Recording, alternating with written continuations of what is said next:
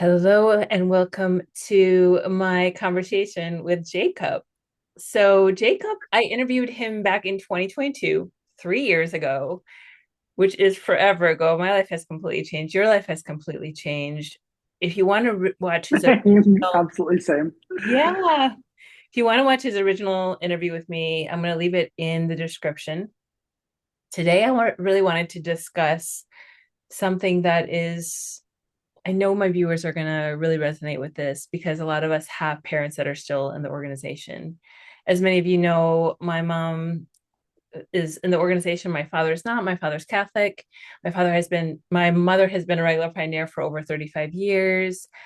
And she's still a witness in the Arabic speaking congregation in Michigan. And Jacob and I went to the last congregation I was in before I got disfellowshipped. So I got disfellowshipped December 2011. Jacob's family belonged to the congregation that I was in. His father was an elder. His sister's husband was an elder.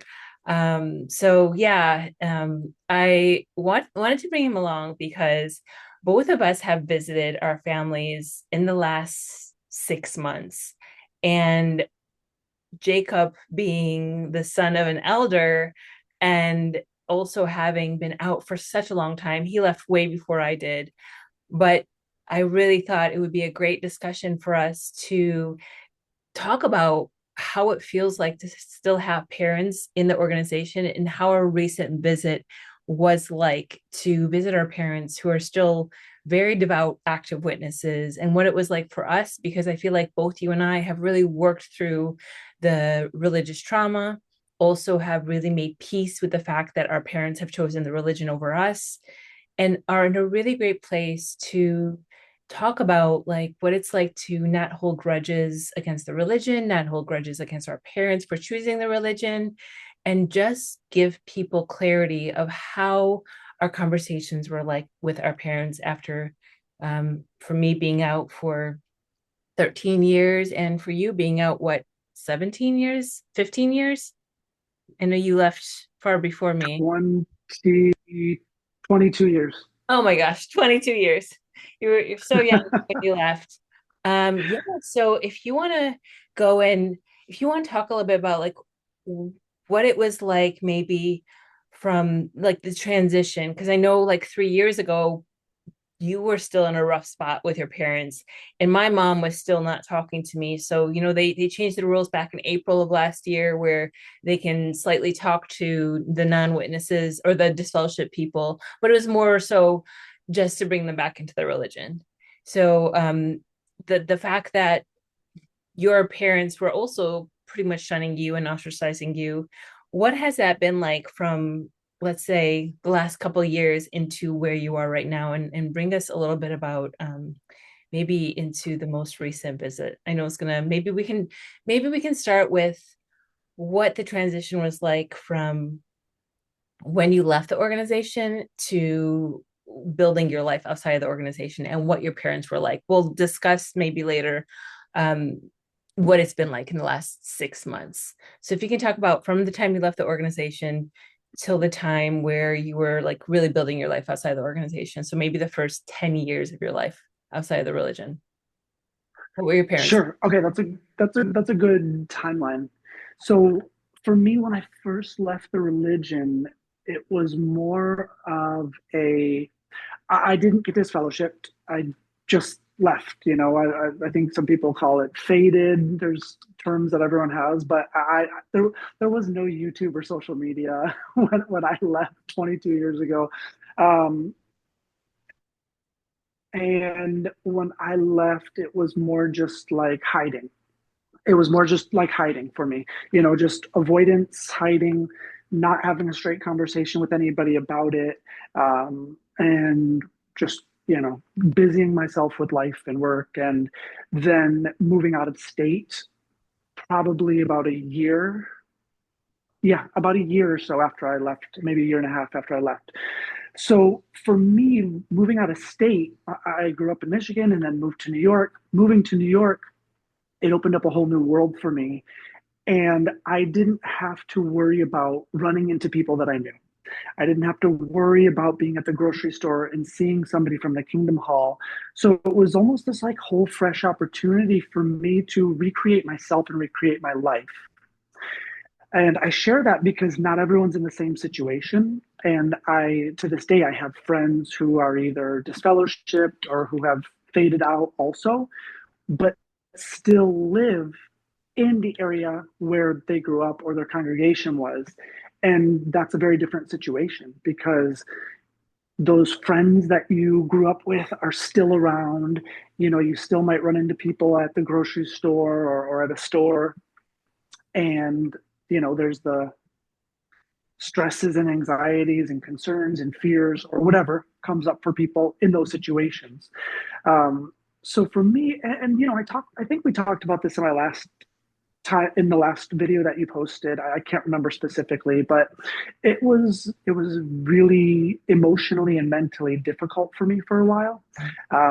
And there was, definitely some alcohol and drugs involved just to help me sleep at Mhm. night because I didn't want to sit there. I didn't want to lay there and think at night and stir about what was going on. I didn't want to deal with the reality of my situation.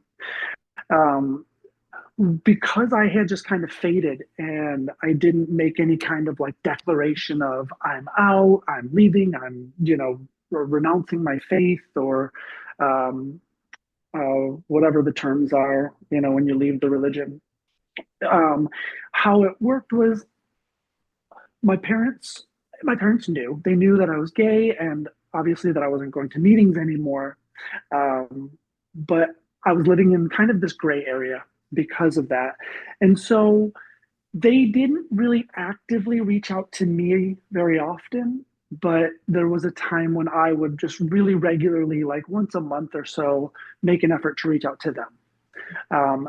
And that stayed pretty consistent for the last, more or less, the last 20 years, where if I reached out to them, they'd answer the phone or they would respond to a text message. And it's always just been very, to the point. It's not an in-depth conversation. They don't ask me a lot of questions about my life, my friendships, my relationships. They express concern and curiosity about my well-being, my health, my general situation, and then the conversations are wrapped up pretty quickly after that. So that is pretty much how it went, for most of the years for me. Um, and the thing is, within the religion, and you're going to have your own story that you're going to, we'll talk about in a moment here too. But with the religion, we're dealing with not only the religion and the religious beliefs, but we're dealing with each individual's person's perspectives Mhm. and and how they interpret the teachings of the religion and how their conscience allows them to live out the teachings of the religion. So on one hand, you have, the religion dictating one thing for the Jehovah's Witnesses, and then we add into that the mix of, in our case, our parents' past traumas, perspective of the world. So I know for you, just because how well I know you, I know your relationship with your parents and your interactions are very different than mine. Mhm. Whereas your mom, you were telling me that your mom has said, which I'm sure you'll share shortly, some things about, the Armageddon, things that my parents have never said to me in a harsh, damning way. Mhm. So that's always a different thing too, because I have talked to, especially since our last interview, I've talked to quite a few people who are thinking, who want to leave the religion or who have recently left and who are really struggling. And I've talked to people who are mentally out and want to leave, but are so afraid to leave because of the hold that, their parents usually often have on them. Mhm. Um, so my experience, the thing that I can really say about my parents is when it comes to what the religion teaches about Jesus and God's example of love, um, I really see my parents as doing their absolute best to embody that Mhm. while following the rules of the religion. Mhm. So there's a line, right? There's a line where it's like, okay, here's where we draw the line, but they don't approach me with condemnation. They don't approach me with judgment. They don't straight up come out and tell me, that I'm wrong or terrible or living a life that's going to lead to destructive behaviors.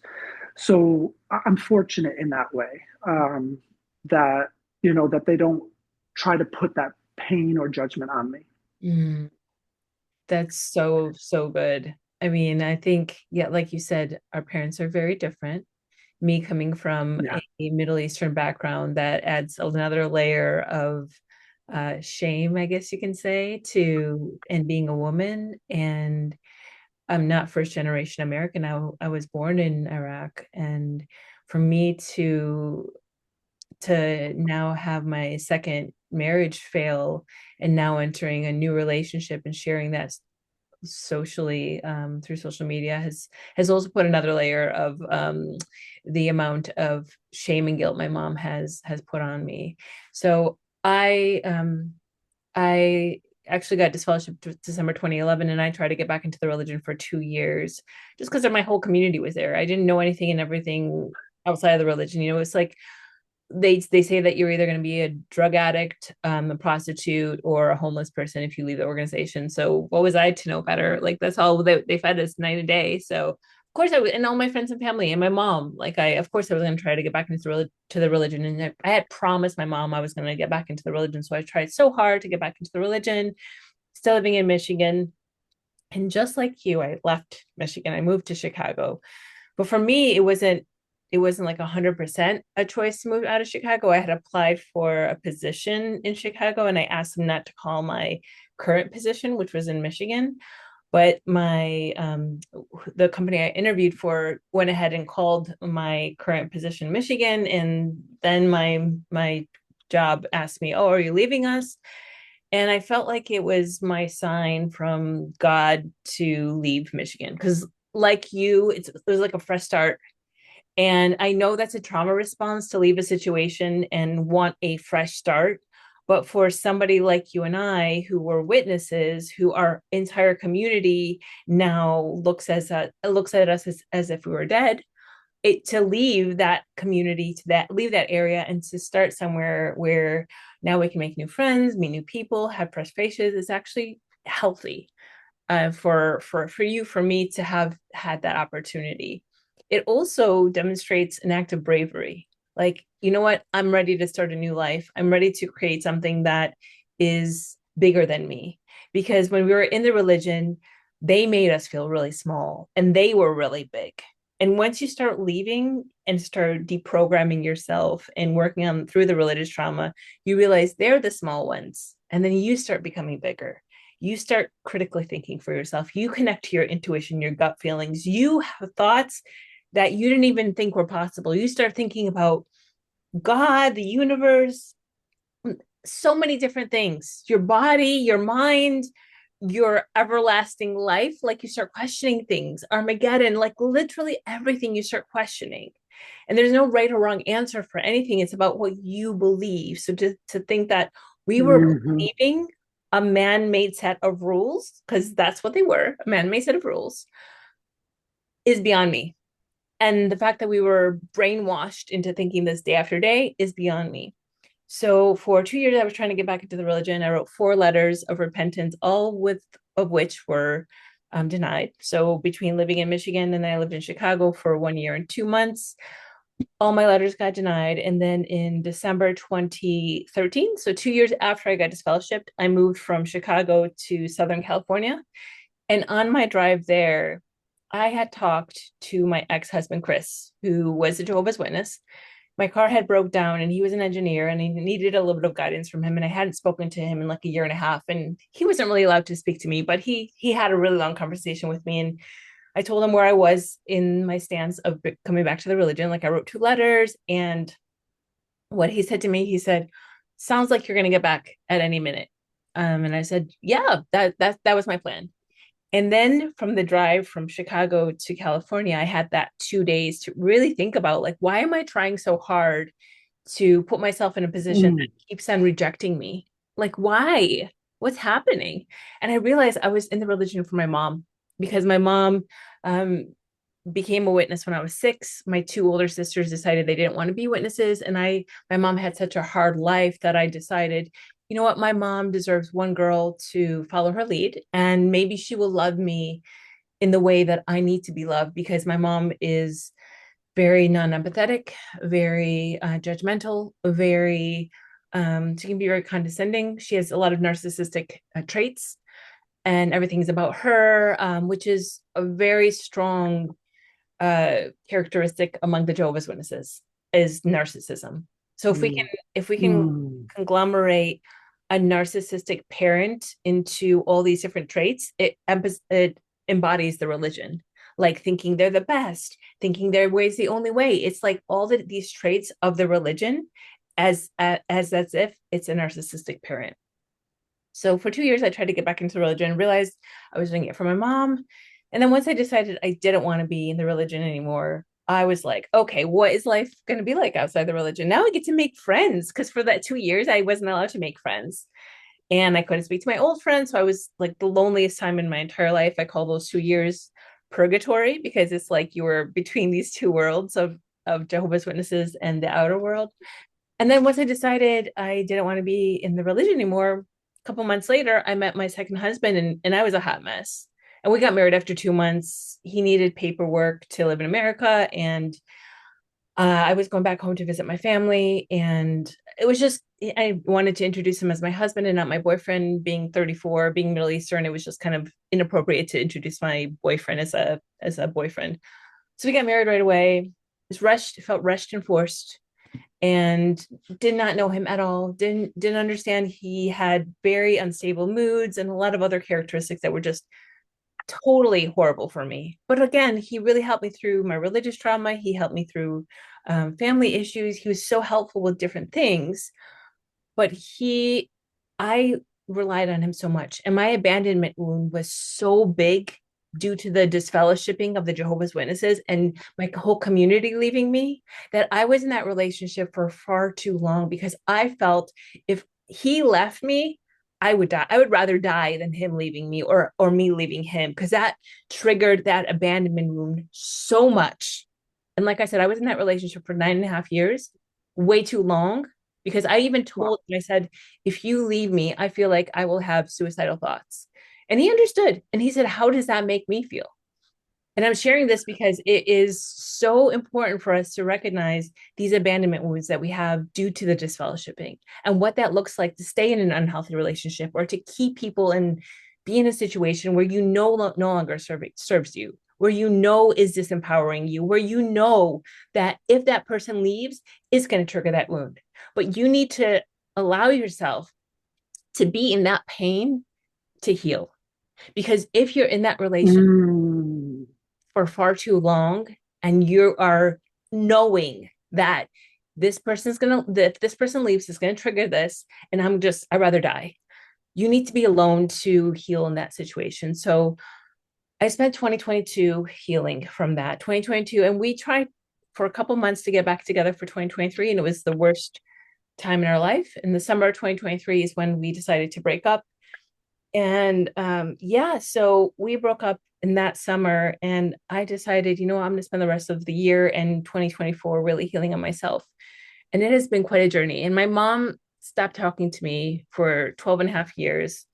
And upon the change of the new rule, we had talked about this earlier, April of last year, them saying that they can now speak to disfellowshipped people, but only to the point where they're trying to encourage us back into the religion. My mom sent me the video as if like encouraging me to somewhat come back into the religion. It's like, yeah, no, that's not gonna work for me. And now that I hear, and I'm sure it's for you too, now that I hear like certain talks or read certain things from the religion, it sounds really uneducated. And it sounds very like mm, narrow-minded. It also sounds very like couldn't you have like come up with a better way of like trying to brainwash somebody. It doesn't even sound that like it's not that powerful. It's in I mean, what was it last year when they come up with these new rules? Women can wear pants, men can have beards, as if like these new rules are gonna like bring you and I back into the religion. Like, oh, Mm. we can wear pants. Now men can have beards. Maybe this is like a new presidences of the religion that they are stepping up their game. They're opening up like possibilities for different gender roles. And it's like, no, they're actually trying to keep people in the religion. So just being very aware of all these things. Um, but yeah, so I wanted to like bring you up to that point, and then I wanted to also come back to you and say, I know that you've talked a little bit about your parents, what they were like before. And in this last year, 2023, what was that like for you? Because I know that both you and I had quite a shift in our relationship with our parents. So you go ahead and go first. I'm actually gonna get my plug for my computer because it's gonna die. So you go ahead and tell us first. So I know you went back to Michigan last year. What was that like to talk to your parents about how you felt? Well, for me, okay, a couple of things. There's one thing first I want before we move too far on from it is the abandonment wound that you talked about. And that comes across in two things that I want to share with anyone who watches this is one, I also experienced that. I had an experience of the abandonment wound, well, probably several, but one notable one, it was probably about, I don't know, 12 years ago, where I was dating someone. And one night we had some plans and he canceled plans. He was like, oh, nope, I'm going to do this instead. And I had been drinking that night. And the pain of that abandonment wound just took over. And that moment, I caused a huge fight between us that led to our breakup. So I think for viewers watching, I think illuminating that you may experience that abandonment wound, and to know that, to get conscious about that, and to begin to work on it, knowing that if you leave the religion or if you have left, those people's choice to not have a relationship with you is not reflective of you or who you are.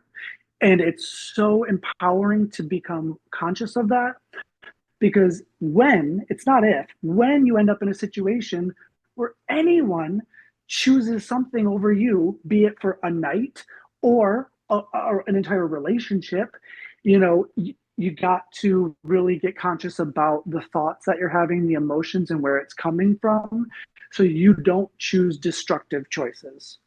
Our negative thoughts and our negative emotions, it's scientifically proven now that they can cause disease within us. So getting aware of these wounds, this abandonment wound, for instance, like you talked about and like I've experienced, getting conscious of that so you can make an empowered choice is incredibly powerful and emotionally freeing and healthy for us. So I think illuminating that, I love that you brought that up. I've experienced it myself. I literally ruined a relationship over it. And it took a long time for me to be able to look back and take ownership of that and realize where it was coming from. So, just wanted to talk about that real quick. Thank you. And then another thing you had talked about, yeah, another thing you had said that I wanted to share, is there are times, and I'm bringing this up because I've experienced it myself, and I've had other people who watched our previous video that have reached out to me, found me on social media, reached out to me, and they've said to me, I'm so afraid to leave the religion because my mom tells me it will be the death of her, or that she'll kill herself if I leave. Mhm. And what I want to say, if anyone's in that situation, is you are not responsible for other people's choices, No. especially your parents' choices.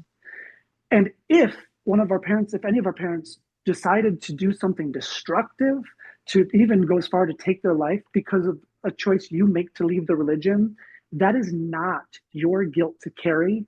That was not your fault. That is your parents' choice. As children, it is not our responsibility to parent our parents.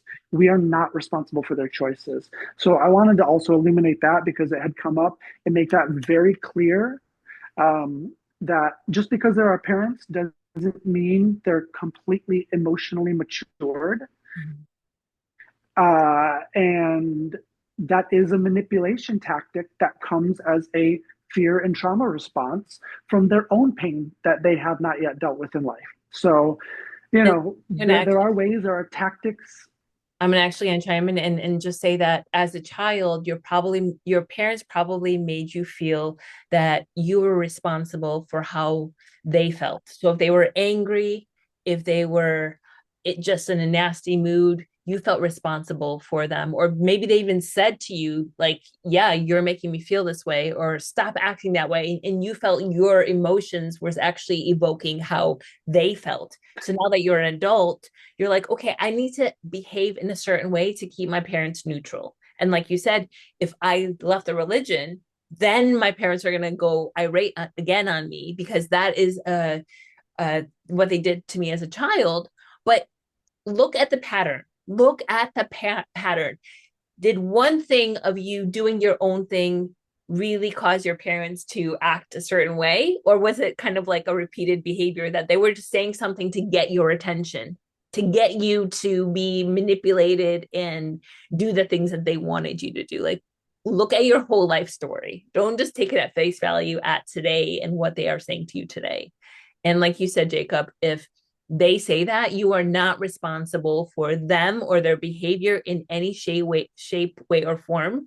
You're an adult. You need to create your own life outside of your parents and accept that they have chosen the religion over you, and that is okay. Your relationship with them, if they acted that way, was probably never ever healthy. Maybe you had glimpses of Mm, healthiness. Maybe you had that, as they call it, trauma bond. So it was really good sometimes, and then it was really bad sometimes, and it was really good and it was really bad, and it was really good and it was really bad. And that bond is going to be repeated in a relationship that you have with a partner. So if it's good one time, bad one time, good one time, good bad, and then it's that trauma bond then that keeps you attached to your partner. So we repeat things. Our subconscious marches to its own beats, and we repeat things until we heal from that base. Because when we choose a partner, we're still choosing characteristics of one of our parents. And so there's two levels of mm, choosing partner. There's like, I think you're attractive, we have things in common, we have common values. But then there's that subconscious that's like, I'm seeking the love and validation that I didn't get from as a child. And I see that in my parent. So I am seeking somebody who is mentally abusive, who's maybe physically abusive, who is critical. And these characteristics maybe don't come out until later in the relationship, but they are characteristics based on one of our parents. And we don't really realize it mm. until later on. And then again, going back to that abandonment wound. So now all of these characteristics from our parents are coming out in our current relationship, and we're so attached to them that we're so afraid if we leave them, then that abandonment wound comes up, and oh my gosh, I can't do this. I can't. But yeah, so I think that there's so much here in this conversation, Jacob, and I'm so glad that we're bringing this up because these are really important things that come up, especially as a Jehovah's Witness, who people have left the organization. They're like, oh my gosh, and it's beyond religious trauma. It's like inherent things that we have as human beings, and things that what comes up even on a deeper level as people who left the organization. Yeah. Yep. So yeah, great. I wanted to really touch on that. Yeah, so I saw my parents. Um, it would have been, yeah, about probably about 8 months ago. And actually, I saw my entire family, my parents and my brother and my sister, my brother-in-law. It was at a family graduation party, a non-Jehovah's Witness family graduation party that my family happened to show up at, and I was in Michigan at the time, and I went also. Um, and like I said, the one of the things that sets my family apart is when it comes to the teachings of the religion of Jesus, in terms of, you know, being being loving and kind, my family really does represent that. Like they don't show up armed and defensive, ready to tell me I'm wrong. But there is always an underlying desire that they want me to come back to the organization. And there's always a hard line of what they want to talk about. So, for instance, if I bring up the subject of my husband, who now, at this moment, we've been married for 3.5 years almost. Yeah, 3.5 years we've been married. We've been together for over 6 years. Uh, we are weeks away from getting our marriage visa so he can join me in the US. And if I bring up that subject, it's like silence. There's no questions they don't ask. They don't ask about the process. They don't ask about him. They don't. They just don't ask. So what I do is I have the desire. I've expressed this to them over the years that, okay, I get it. We have different beliefs. We've chosen different paths. But my commitment is that I will be here with love and open arms for you should you decide you ever want a relationship with me. When I first said that to them, it took me a lot of self development and work to get to that point to say that. Because what I want years ago, what I wanted to do was hold a grudge.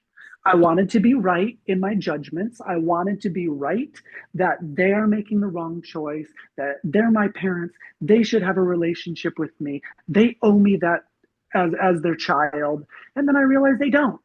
I'm an adult now. They don't owe me anything. What they owe me, they've given me. They raised me. They sent me out into the world. I'm a healthy adult now.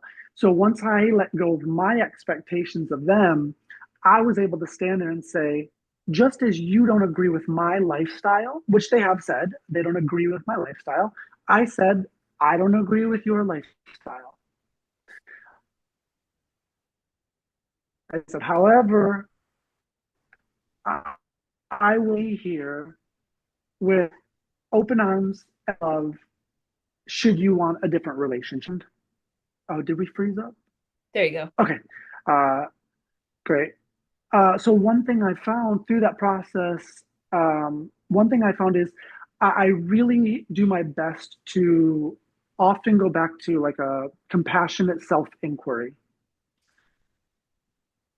So I come back to a compassionate self inquiry, and when I feel anger or resentment or sadness about the situation, especially if yeah, especially when it's anger. Like for me, anger is probably the extreme emotion that I go to. If I'm really sad about something, it can appear as anger and judgment. And when I'm in there, I have to step back and ask myself, what state of mind am I in? What judgments am I holding about them? What expectations do I have of them? And when I can get in tune with that, it's so incredibly freeing because it's really easy for me to have expectations that you're my parents, you should want to have a relationship with me. Expectations that I'm your child, you should choose me over your religion. And then if I think that path, what I can get into is then I can get into the self righteousness of being like, the ego comes up in me and it's like, well, I'm obviously better than you. I'm obviously more spiritual than you, which isn't the case necessarily. I've made different choices.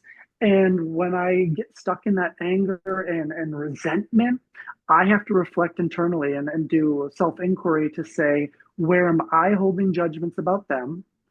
What blame am I putting on them for the lack of our relationship? And when I can do that, oh, it's so emotionally empowering and freeing to let go of my expectations and my judgments, and to truly stand in a place of love, which I told them I would hold the space for should they ever want a deeper relationship with me. So yeah, so when I saw them last, it was the formalities. It's like there's almost like a checklist, like how is your health? How's the job? How's your financial situation? Okay, we've covered those things. We've done our basics, but any kind of in-depth questions about my life, my relationship, my friendships, my spirituality, we don't go there. They don't ask that. And when I have their ear, I do my best to share some of those things. Just so whether their conscience allows them to ask me or not, I share that.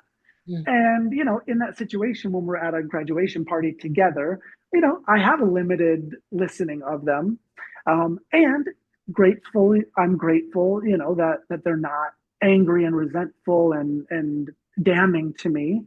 So they give me the space, even if they don't respond. Like I shared a little bit about my marriage and the visa process, and nobody really responded. They just kind of listened. Mm. And I just get to accept that. I get to accept that and just be grateful for that moment, because it's so much healthier for me to be in acceptance and gratitude rather than to be in resistance, anger, defensiveness, and expectations. Mhm. And how about your sister and your brother? Have they kind of been the same response as your parents? Yeah, yeah, yeah, yeah. So with my sister and my brother, there's even been less communication and less of a relationship than with my parents. Mm. With my parents, over the years, I've made the effort to reach out. Mm. Uh, but over the years, my brother and sister don't really make an effort to reach out. I might, I don't want to say it's not like they never have, but it'll kind of be like once a year, I'll hear a little something from my sister, like a text, or once a year, a little text from my brother. Um, but that's about it. And speaking responsibly, I also, because I know their views, Mm. because I know what the religion dictates for them and their relationship with me, I also don't actively reach out to them, um, partially just out of, I guess, respect for the choices that they've made. Even though I would love to have a deeper relationship, and I have a niece and a nephew that I don't know at all, pretty much. Like I know of them, I know of their existence. I've seen photos, I saw them when they were babies, but um, I would love to have that connection. But there is, I have to kind of ask myself, where is the desire coming from? What's it going to lead to? And really reflect on my intention if I were to do that. So I don't want to put blame on them, like, oh, we don't have a relationship and it's their fault, Mm. because they don't reach out to me, and I also don't reach out to them. So, when I do see them, they tell me that they love me, and and we're to the point after 22 years now, through some ups and downs, um, that there's a respect, a respectfulness about our relationship, and an understanding that we have different beliefs and we've chosen different paths, and we might not agree with each other's beliefs and paths, but we don't need to cause harm to each other Mm. in the process. It's beautiful that, Took a while to get there. yeah, I was going to say, I think people are so caught up in the first couple years that they don't see light at the end of the tunnel. And it can be really, really disturbing. For me, my mom cutting me off for 12 and a half years really allowed me to heal like my mother wound, and seeing how much I had planned my Mm, whole life to please my mom. And I didn't even know who I was, not even outside the religion, but also around all the things that I was doing for my mom. So it just really allowed me to see what I wanted, what I needed, and who I was outside of all that. So when she started speaking to me this summer, it was very short, and I was back in Michigan for 6 days, and then found out my dad has pancreatic cancer, had 6 months to a year to live. So I went back for 3 weeks to live with them during Christmas, and that was by far the most hardest consecutive 3 weeks of my life, because it was constant ridicule, gaslighting. And after a week of my dad talking to me, he decided to give me the silent treatment, even though he only has 6 months to a year to live, because I set my boundaries. Oh, He was really disturbing me when I was working, and I I work online. I work with my clients, and I was literally on a client call, and this was the third time I told him like, please give me my space, and he literally came almost in front of the camera as I was having a very emotional conversation with my client who's getting very emotional. And that, like me really setting my boundaries with my father, who was physically and emotionally abusive growing up, to my mother, really allowed me to express healthy anger. And even though it had a negative outcome, for the first time mm, in my life, I was able to set my boundaries and express my emotions to my father, who was, yeah, really hostile growing up. And after ignoring me, he also said really bad things. Thank you. Really bad, really nasty things about me and my mother, like out loud, because he was also giving my mother the silent treatment. So when I went back to Michigan for the 3 weeks, the first couple of days, I think it was, let's say, Wednesday that I arrived, and I was going to go out to lunch with my father and my sister and my family, the rest of my extended family on Sunday. And my mom's like, they were going to church, and my mom said to me, "Oh, you should consider coming with me to the meeting on Sunday." And I was like, I like was starting to explode in my face. I was like, I did not come here for you to try to convert me. I am not here for you. I'm not here for anything to do with the Jehovah's Witnesses. I'm like, and I literally, she was driving. This is crazy. Our parents or people, when they really want to let us know something, they have us trapped in a car. Like, what? So my mom is telling me these things, and I literally put my finger to her forehead. I'm like, you are not here to convince me. You are not here to contort me back into the religion. I am not here for you to make me feel guilty. Because then she's like, but you promised me you were going to come back into the religion. And you lied to me. And I'm like, Mom, I was like fuming, and we had left the gym and we were on our way back home. Fortunately, it was like a 5 minute drive. I was like ready to pull my hair out, and I let her out. I let it out on her. And again, I never ever, like, I was the mm, best little girl ever to my mom. I was that good girl. I did everything my mom wanted, and that was the first time I really set my boundaries. Like, this is not appropriate. I am not here for this. So this 3 weeks, it was really difficult for me, but it was the first time I was officially able to set my boundaries with both my parents, because I was, like I said, the good girl. I did nothing wrong. My sisters were off doing their thing, and I was like trying to do everything in my power to make my parents love me, trying to live a certain type of lifestyle for my mom, the Jehovah's Witnesses, a certain lifestyle for my father. But once I stepped away from that and started building my life outside the religion, I'm like, I'm never allowing anyone to dictate how I'm living my life again. So when my mom did that to me, it really triggered me. I was like, I actually joined the religion mm, to make you happy, Mom, but you are never happy. Even though she thinks she's super happy, you were never happy. So what in the world makes me think that if I join the religion again, it's going to make you happy? Like, absolutely not. Thank you, but no, thank you. And then she would so then she came in the house, like after I stormed in the house, and she just says to me, okay, well, now I know better, and we don't have to talk about anything like that. But she would jab at me here and there. She I had posted a video that went viral with me and my new boyfriend. So we've been together for 8 months now, has 7.5 million views, saying that I found the love of my life at 44. And this is the first healthy relationship I've ever been in. And I talked about my life story. Like, I grew up in a household with domestic and uh, with a father who is physically abusive, an alcoholic. I was sexually abused. I just came up from a really dysfunctional family. I was a Jehovah's Witness. And this is my past, and this is my present. I had 2 failed marriages, and this is my present partner. My whole reel was for people who have been in my situation before, who had these long-term relationships, who have been married before, to realize that if you really work on yourself, a healthy relationship is possible. Also, you can find love in your mid 40s, and it could be the most powerful love you've ever mm, experienced in your life. And it could be almost like a transcendent mm, kind of spiritual experience where you feel like so at ease with yourself. Thank you. And now you found somebody who also holds that same energy. And together, you can build such a calm, tranquil, grounded relationship that is embodied in vulnerability, empowerment, and really allowing each other to be in their own power and not like, oh, I have to do this to make that person happy. Or, oh, you know what? I can't, I have to hold back parts of myself because it's too much for that other person.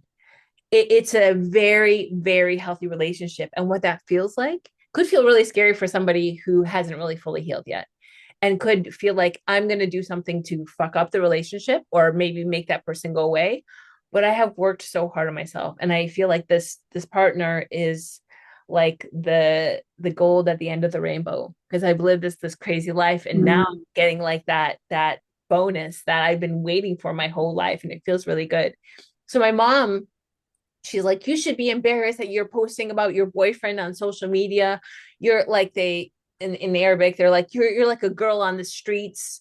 What are people gonna think about you? And then she made it even worse. She's like, Armageddon is gonna come and you're gonna feel so guilty that you didn't come back into the religion. And by that point, it's gonna be too late for you to come back into the religion. And I'm just like, you know what? Oh, That's cool. That's cool. And the fact that my mom acts like such a good girl, like she's so holy, I knew some facts about her that she didn't know that I knew about her promiscuousness while still being married to my father while she was a Jehovah's Witness in the 80s. And I brought that up to her and totally denying it. And then she says to me, oh, he was only flirting with me. And I'm just like, I 100% know better. I 100% I have evidence.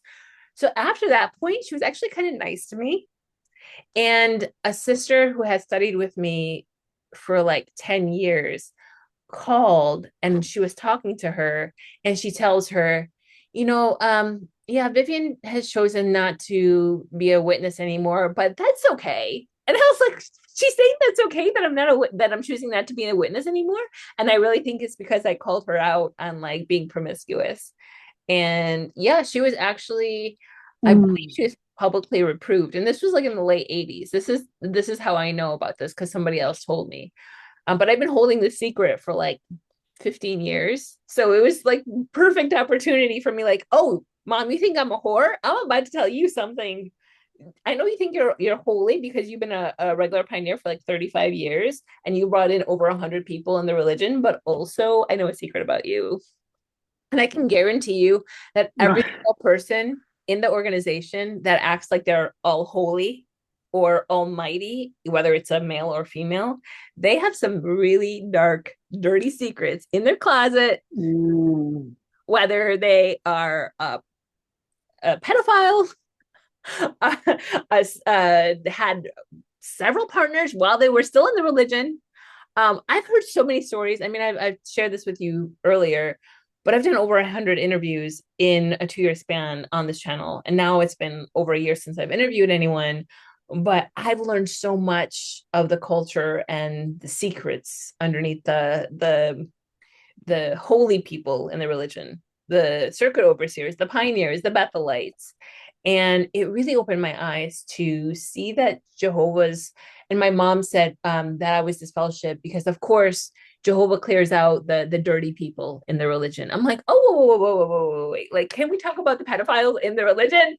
Oh, but then after I said like the pedophiles and like started opening up about that, she like went ballistic. So I'm like, let's just not talk about that because if you are denying the fact that there's pedophiles in the religion and the fact that there is so much news articles on the Australian Commission and all these tons of people of the organization giving money to people who sued them because of all the sex abuse that Mm. happened. And then she's like, "Oh, but those are apostates." I'm like, "Let's not talk about that because I'm about to like bitch slap you right now. It's not even appropriate. It's really not appropriate for you to say that you guys Oh, are holy and the religion, everyone in the religion is clean. No one is doing anything. Like if you want to think that, that's cool. But I know better. yeah, and it's so interesting that you say that because this is not exclusive to the religion. Mhm. We're seeing this right now in politics. And listen, I'm going to share an uncomfortable truth about myself. About a week ago, there was like a fight, a discussion, a heavy discussion between my husband and I, and even came down to me just being like, certain things like, can you please do this? Can you please be mindful about this? Like where do you really think about the future of our relationship? Like, where are we headed right now? And then and so I was looking back now from the place I stand, I can see I was coming from a place of anger, expectations, judgment. And you know what happened is he shared some things with me. I reflected on it and I realized so much of that judgment I was putting on him, I had three fingers pointing right back at me. So the clothes that he was leaving lying around, the dishes, all of a sudden I was like, oh my gosh, I literally left my bathing suit hanging over the shower. Oh my gosh, I literally left my workout shirt hanging from the closet for days. Oh my gosh, he left dishes in the sink, but I had left some on the stove. I know those are like petty things, but what you're saying in terms of like when we get, and this is a lesson not only that you're sharing from what you see in the religion, but for everyone, like this is beyond the religion. When we get into ego and when we get into judgment, it's usually because we are deflecting our own pain, insecurities, and shortcomings, for lack of a better word, off the top of my head. So I think that's amazing that you illuminated that, because does it happen in the religion? Yes, for sure. Oh my Does it gosh, happen judgment. outside of the Yeah. religion? Yes. And let's be honest, like the Jehovah's Witnesses are some of the most judgmental people you will ever meet. Sure, they're nice and friendly, but in the congregation, Well, and I think part of that comes from when religions tell their followers that they are the one true religion, that's ego. That creates separation. It's now us versus them, and us being we're right. You don't know, but we're so yes, there absolutely has judgment that comes from, and I experienced it because I was part of the religion for 19 years, so I can look back and recognize myself back in the day when I was a teenager, and my defense mechanism against people making fun of me, for instance, would be in my mind like, well, I know I've got the truth. I know I'm better than you. I know what I'm doing is the right path. So yeah, I can really see it. I can absolutely see it. And then how it's covered up with a veil of niceness, smiles.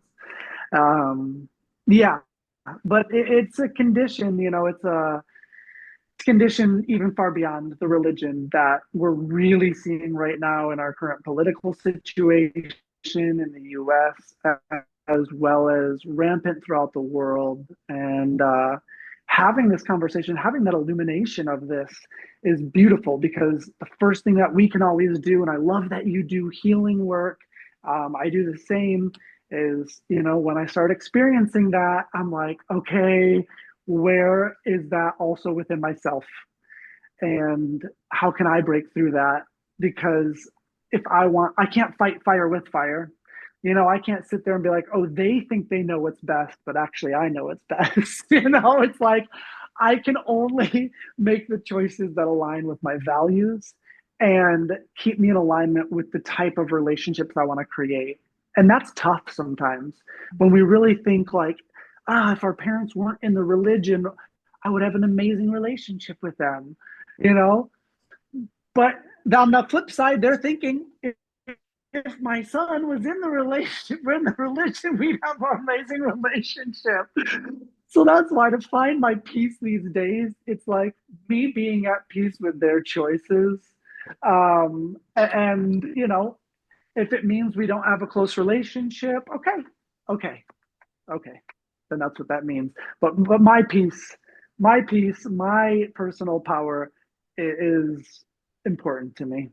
You know. yeah, thank you so much for adding that because I was actually just going to ask, like, how does it feel to have your parents choose the religion over you? And like you said, you have to find peace with it. Yes. Well, and yes. So asking me that question at different stages of my life would have evoked very different answers. Same, same. 10 years ago, 15 years ago, it would have been like, it's painful, it's sad.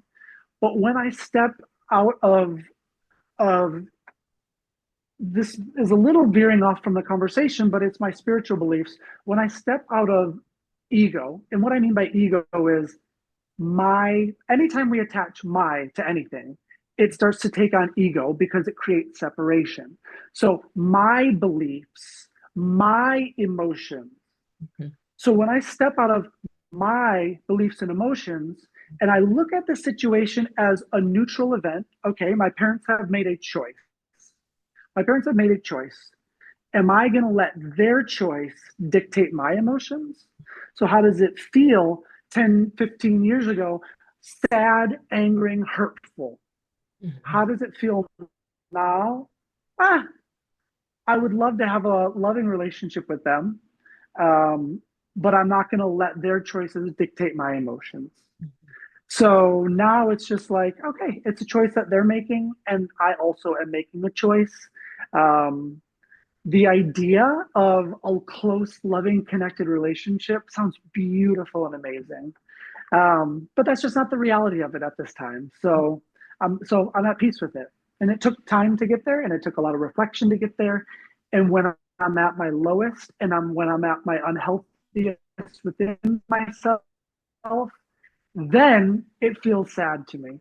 Mhm. But right now, I'm just at so much peace with where we're at, I love that. And for me and that's too. powerful. Yeah, oh, for me too. I completely agree with you. 10 years ago, after I left the religion, it was very hurtful. And then I went through the stages of grief where I had anger and betrayal and frustration because I had to grieve my mom. And this is true for anyone in the religion that we have to grieve the people as if they were physically dead, but they're still alive. And I was like, I can't believe she chose a religion over me. I was the best little girl for her. I was better than my other two sisters. Why didn't she love me? Blah, blah, blah, blah, blah. Like I was, like you said, I was like me, me, me, me, me. But once I stepped outside of the situation, I actually analyzed Mm. my entire relationship with her from like when I was a small, small child to like me leading the organization. What was it like for me, my whole relationship? As I said, my mom has strong narcissistic characteristics and everything is about her. Everything she if the conversation isn't about her, she will make it about her. And she holds a certain kind of energy. Like everyone thinks she's high and mighty outside of the household, but inside the household she's a different person. So she's all these different things that we never had a real relationship. So I analyzed my whole relationship with her, and I just said, well, if I even if I did go back into the religion, Mm. we'll have the same relationship. Like I was never good enough for her. I never did. I never called her enough. I never wore the right clothes. My hair was never appropriate for her. I never was a right weight for her. Like even when I went back home, she was criticizing certain things about me again, and a little envious, which was a new feeling for me with her. With different things that I was doing, but it was definitely an eye-opening experience for me to be with her as a 45-year-old woman, being with my mother who is 69, 60, something like that. So it was very, very eye-opening for me to be in the same room with her, and now having that 12 and a half years of her not talking to me, but just making complete peace. Like peace is the best word to describe it, like really separating yourself. You had a good relationship with your parents before. I never really had. I thought I had a good relationship with my mother, but when I really looked at it, it was like, no, actually I had a good relationship if I was doing everything that she wanted me to do. But was it a really good relationship? Not really. Like how much of my Well, other and even for me, exactly. That's what I was going to say. I mean, you could say I had a good relationship with them, but I had an inauthentic relationship where, thankfully, gratefully, my parents weren't, abusive to me. Um, So, I had an inauthentic relationship because within the religion, you can't be gay, um, or, well, you know, you can't basically date, I guess. It, it's interesting because, they can say, okay, they've said to me like, oh, if you're gay, like, okay, we believe you that you can't change that. We're going to take the belief that you can't change that you don't choose that, right? Um, but um, but dating, having a relationship, that is choosing a gay lifestyle. Mhm. So it's interesting because I've recently heard a term in the religion. What do they call it? NPG, non-practicing gay, as if, okay, so I was born gay. They're like, we literally believe you. We don't believe that. We believe you that that's not a choice. But you could have gone your whole life being celibate without a relationship, without any community, without sharing that thoughts and feelings. Well, that's not a life for me. So, Um, okay. uh, if people can live that kind of life, I feel really bad for them. That sounds so lonely. Lonely, lonely. So, yeah, Oh my gosh. I loved this conversation so much. that was great.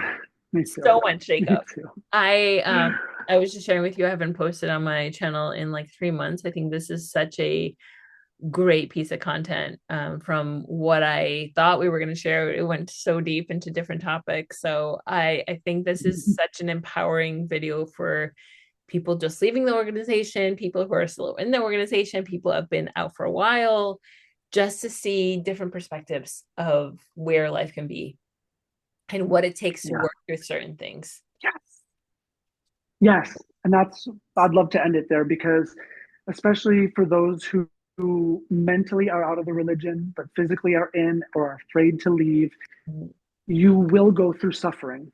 You cannot avoid suffering, 100%. even aside from the religion, in life. Yeah. You cannot. And for those who are in the religion or for those who are spiritual, for those who do believe in Jesus, Jesus had to suffer. He had to go through the suffering to transcend that, to transcend the ego, to transcend the sin for forgiveness. So if that's your belief still, don't be afraid of the suffering. You cannot avoid the suffering. You have to go through that time. But I can tell you on the other side of it is beauty, is peace, is love. And I feel the greater suffering that we have, the more opportunity that we have for light and happiness and Oh, did it freeze healing. up? I don't know if you heard me. I was just saying Oh, the more suffering that, I don't know if I cut out for a second. yeah, I was just saying the more suffering that we have, I just feel that there's more opportunity for healing, growth, and peace. The more suffering that we have, the more peace that we have that's going to be waiting on the other side for us. So, yes, it takes a lot of work. Lots. If you're somebody who suffers from anxiety, which Yeah. that was me, I had anxiety attacks weekly after I got disfellowshipped. And I have had anxiety as a teenager, Mm, IBS issues. I have none of those things anymore. Nothing, nothing. I would have been diagnosed with chronic anxiety, but I have zero of any of those things right now because I've worked through my issues. I've cried a whole lot. I've been super angry. I've let out all that stuff. And now I help people do that. And it feels really, really empowering and know that there's work to be done. But once you're on the other side, like you said, there's so much peace yeah. that is available for every single human Yeah. on this planet, no matter what you have been through. There's peace. And peace for me equals Yes. happiness. I don't know if you feel that way as well. Love that. Love that. Yeah. I mean, when you're at peace, when you're vibrating love, it's joy. It is absolutely joy. It is joy. Yeah. And also, let's not forget that sometimes our joy and our peace could actually trigger people that are miserable. It can trigger them so Mm, much that they could vomit their own misery onto you and you're wondering, what did I do wrong? And just the way somebody treats you is a reflection of them, not so much of you. So if you're in the process of doing the work and you're in peace and somebody's vomiting their hatred towards you or onto you or making you feel a certain way, just know that it's a reflection of them and not you. Yes. Ah, Thank you so thanks much for for the catching up. conversation, Thanks Jacob. for creating a platform for people to get this message. I love this interview. Thank you so much. And we will catch each other on another YouTube interview. Sounds good.